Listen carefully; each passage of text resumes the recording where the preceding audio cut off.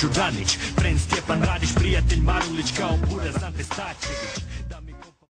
Ja mislim da je on bio jako dobar liječnik, pomagao je ljudima. Doktor za školu. Za bolesti, na primjer leukemije i takve što. Ilija Bauk, Nikolaj Jambrović, Vanko Belošević, Borojev i Hrvat iz Ugarske. Pa se sad vi mislite? Psihijatar. Da mi kompa bude Mažuranić, friend Stjepan Radić, prijatelj Marulić, kao Buraz Ante Starčević. Da mi kompa bude Mažuranić.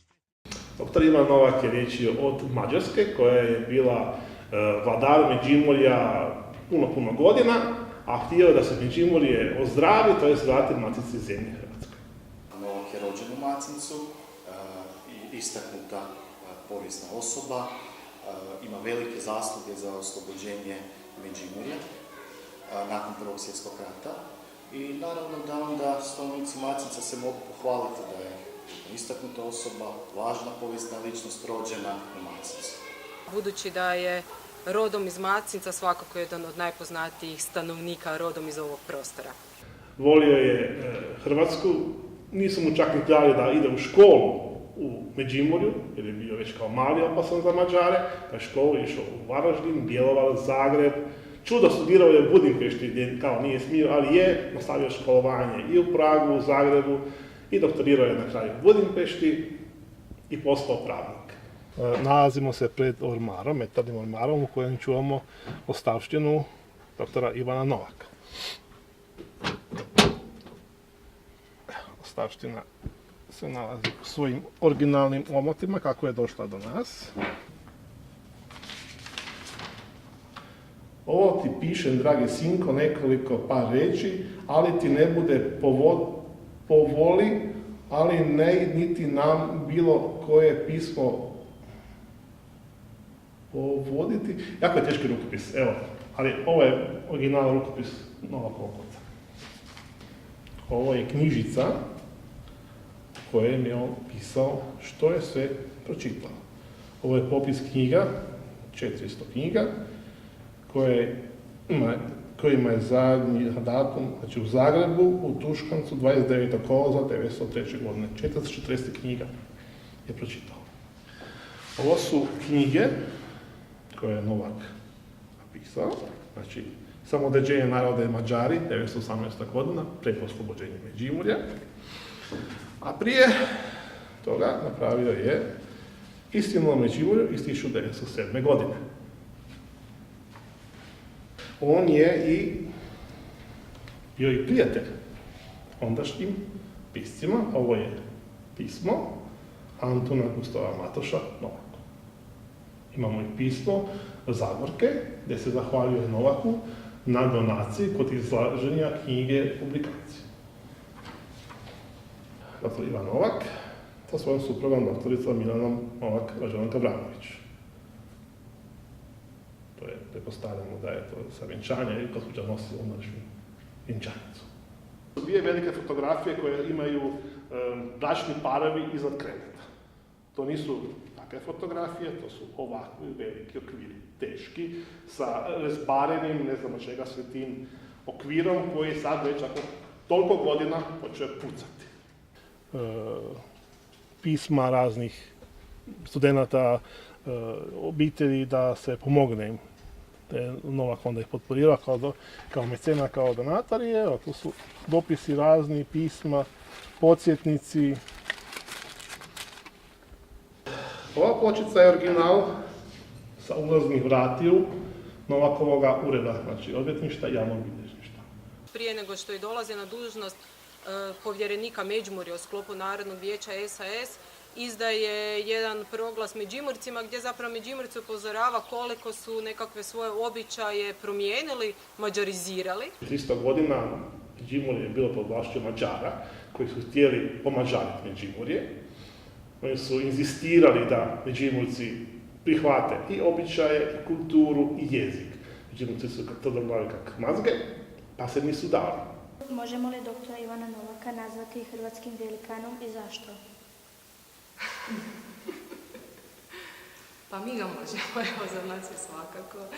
Pripada u red velikana zbog svog trajnog zalaganja da Međimurje je hrvatski prostor poticanju hrvatskog kulturnog identiteta, jer Međimurje je jako često bilo pod mađarskom vlašću.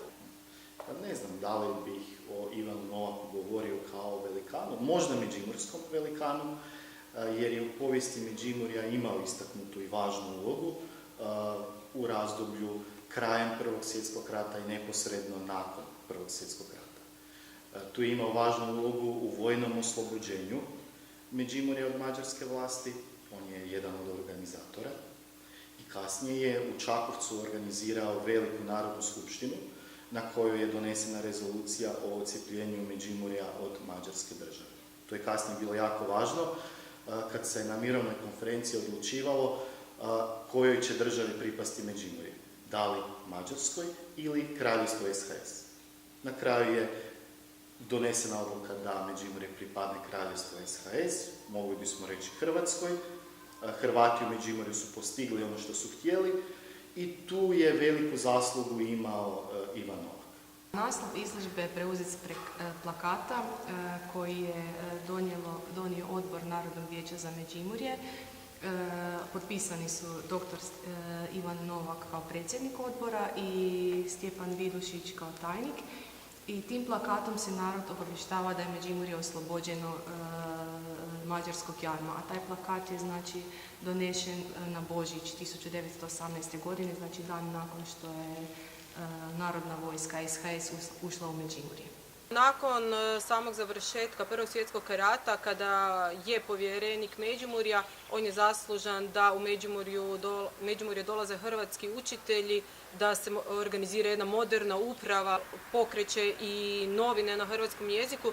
Dakle, taj njegov kulturni, gospodarski rad u razdoblju nakon Prvog svjetskog rata je izuzetno bitan da se obnovio taj kulturni identitet, hrvatski kulturni identitet u Međimurju.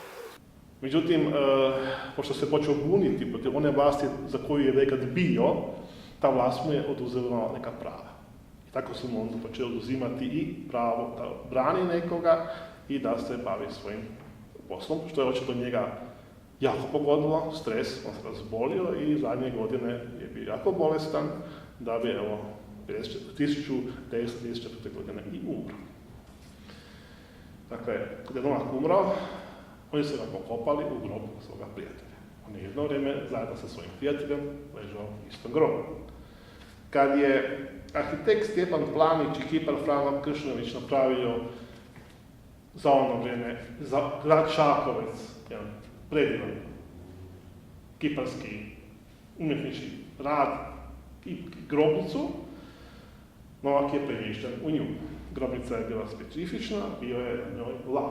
Pretpostavljam da su Novaka doživljavali kao tvrdoglavog lava koji se je grčevito borio da dobije Međimurje i da ga osvoji. Da su Mađari stavili Međimurje, pitanje je da li bi Hrvatska ikad dobila Međimurje, odnosno da li bi Međimurje bilo priključeno Hrvatskoj. Čakovec bi bio Čakatornja. Macinec bi bio Miškavar. Da nije bilo Novaka, Međimurci bi barem nekih 30 godina živjeli u mađarskoj državi.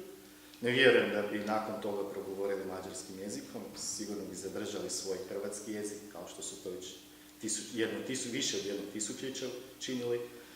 Zadržali bi i velik dio svoje kulture. Da nije bilo doktora Ivana Novaka, pitanje je bile Međimurje bilo priključeno hrvatskom prostoru. Osnovna škola u Macincu ne bi nosila naravno njegovo ime, onda bi oni koji su je gradili i morali imenovati bili u malo većem problemu. Da mi kompa bude Mažuranić, friend Stjepan Radić, prijatelj Marulić kao Buraz Ante Starčević. Da mi kompa bude Mažuranić, friend Stjepan Radić, prijatelj Marulić kao Buraz Ante Starčević. Ante Starčević.